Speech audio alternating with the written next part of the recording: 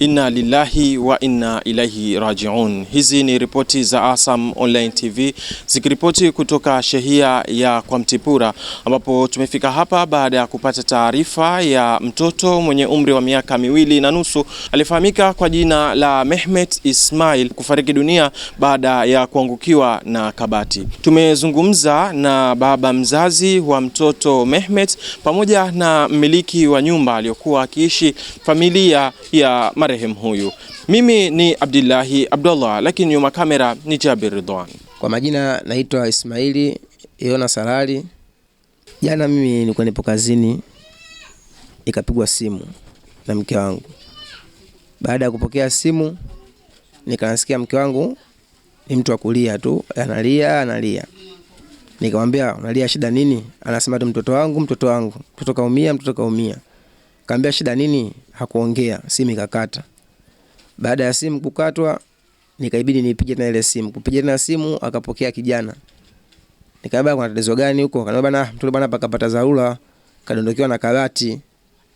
Kaumia sana mtoto kaumia kama utakuwa unaweza fanya hima ufanyaje uje. Sisi tunaelekea hapa hospitalini wilaya ya Chumbuni. Ndio simu ikakatwa pale. Baada ya simu kukatwa, mimi nikabidi nijiandae pale.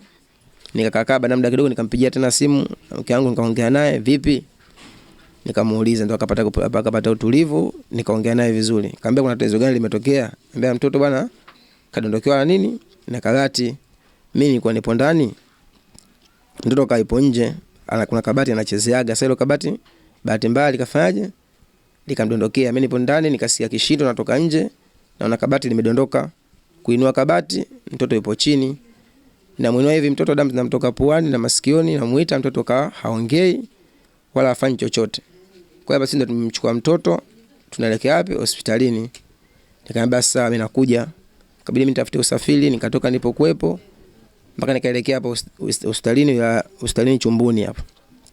Kufika hospitalini pale, nikakutana na maaskari, nikakutana na jirani yangu ambaye hapo ninapokaa huku nyumbani. Pale maaskari akasema bana, hapa imetokea dharura, mwanao kapata shida kubwa sana. Inatakiwa akate rufaa apeleke wapi? Hospitali ya Lumumba. Mke wako huyu tutamchukua tunaenda naye na tukio, ili aende nyumbani akachukue nguo za kujiandaa na mtoto kuelekea wapi? Hospitalini. Wewe hapo utamchukua mtoto na ambulance, mtakuja wapi? Hospitali, mtaenda huko hospitali ya Lumumba huko. Basi wakamchukua mke wangu pale, akaondoka na gari na maaskari pale. Walipoondoka tu maaskari pale, wajirani yangu na madaktari kama bana, hapa ndugu yangu wewe mwanaume unatakiwa ujikaze. Mtoto wako bana mpaka anaitwa hapa tayari kashafikwa na mauti. Kwa alifarikia huko alipotoka njiani. Akasema basi kabidi pale nikawa kama siamini, nikawa na masiara vile. Nikamuuliza vizuri jirani, akaniambia kweli baba mtoto kashafanyaje?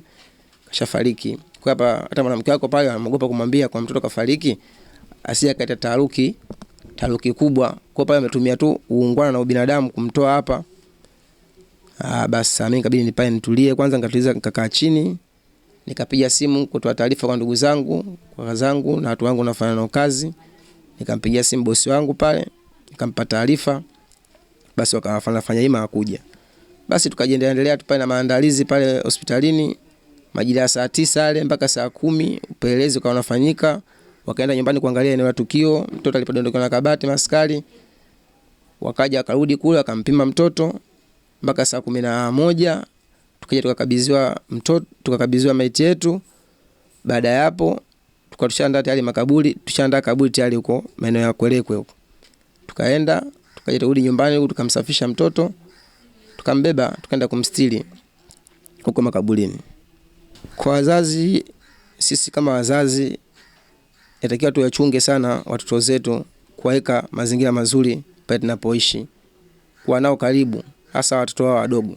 Sababu watoto wadogo ni watu ambao wasioelewa. Kwa hiyo inatakiwa sisi kama wazazi tuwe makini sana kuwa nao karibu watoto zetu, ili kujua kipi cha asili ambacho kitamwasili mtoto na kipi ambacho kisiomwasili mtoto. Ukaribu wa wazazi kwa watoto ndio watoto kufanikiwa kuwa mazingira mazuri. Lakini tukiwa mbali sana watoto zetu, kuacha watoto wanacheza huku na huku, hujui mtoto anacheza mchezo gani, basi ndio yanatokea matatizo kama haya yanatukuta sisi. Tukio la jana mimi nilikuwepo, ni mhumuani na kazi yangu tu ya biashara, lakini sikujua kama ukumbini pana mtu au vipi. Na kazi yangu sasa ile kuendelea na kazi, mimi nikasikia kishindo. Kusikia kishindo tu mimi nikatupa ile biashara nilokuwa nayo nikafukuzia huku ukumbini. Ukumbini naona kabati chini, nikamwita mama mtu, namwita mama Bonge, njoo haraka. Kuja na yeye tukalinyanyua ile kabati. Kunyanyua kabati ndo tunamuona yule mtoto tena kaka hivi, hashtuki hafanyi lolote. Tena yeye mwenyewe akamchukua, napiga makelele, mimi naita watu. Bahati nzuri tukapata wasamaria wema, wakaja kwa wingi, wakamchukua yule mtoto, wakatoka naye nje. Kutoka naye nje huko wanamfukuzia hospitali. Tena ndo hivyo. Tena mimi nakaa tunasikiliza habari, matukio gani yalokuweko. Tena mimi sijiwezi na mama mtu ndo hayupo. Jina naitwa Sina Mohamed Hamisi, ni mjumbe wa shehia kwa Mtipura.